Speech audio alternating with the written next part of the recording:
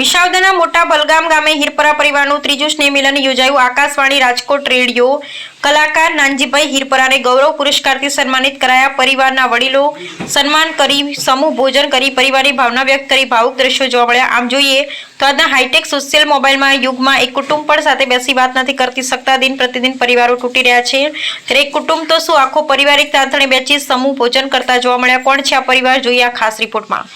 જૂનાગઢ જિલ્લાના વિસાવદર તાલુકા મોટા બલગામ ગામે ગત વર્ષની જેમ આ વર્ષે પણ હિરપરા પરિવાર દ્વારા ત્રીજા સ્નેહ મિલન સમારોહનું આયોજન કરવામાં આવ્યું હતું। એકતા, સદભાવના, સહકાર જેવા વિચારો રોપવામાં આવ્યા। પરિવારને વ્યસન મુક્ત, ખોટા ખર્ચા, કુપોષણ દૂર થાય એવા પ્રયત્નો કરવામાં આવ્યા। આજના સમયમાં શિક્ષણ, સંસ્કાર જેવા મુદ્દાઓને કુટુંબમાં સમાવવા અંગે વિચારો રજૂ કર્યા। સાથે રાજકોટ આકાશવાણી રેડિયો પર જેમણે લોકગીત, ભજન ગાઈ આપણી સંસ્કૃતિને જીવંત રાખ્યા છે એવા પરિવારનું ગૌરવ નાનજીભાઈ હિરપરાનું સન્માન કરવામાં આવ્યું। તેમણે જૂના લોકગીતો રજૂ કર્યા। શૈલેષભાઈ હિરપરાએ કૌટુંબિક ભાવના વિશે વિચારો રજૂ કર્યા। સાથે હિતેશભાઈ હિરપરાએ સમસ્ત હિરપરા પરિવારના ટ્રસ્ટ વિશે માહિતીઓ આપી।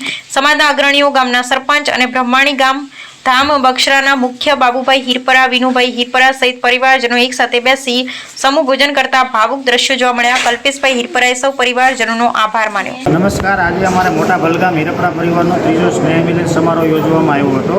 દર વર્ષે અમે આ રીતે સ્નેહ મિલન સમારોહ યોજીએ છીએ અને પરિવારના દરેક ભાઈઓ બહેનો એક સાથે બેસી અને ભોજન લઈએ છીએ અને સારા સારા વિચારો આપીએ છીએ। તો આ વર્ષે અમે નાનજી દાદા હિરપરા ચલાળાથી ખાસ અહીંયા અમારી વચ્ચે ઉપસ્થિત રહ્યા હતા અને એણે જૂના લોકગીતો, જે આપણે ભૂલાઈ ગયેલી જે જૂની સંસ્કૃતિ છે એ લોકગીતો ગાય અને અમારા પરિવારને બધાને ખૂબ મનોરંજન કરાવેલું હતું।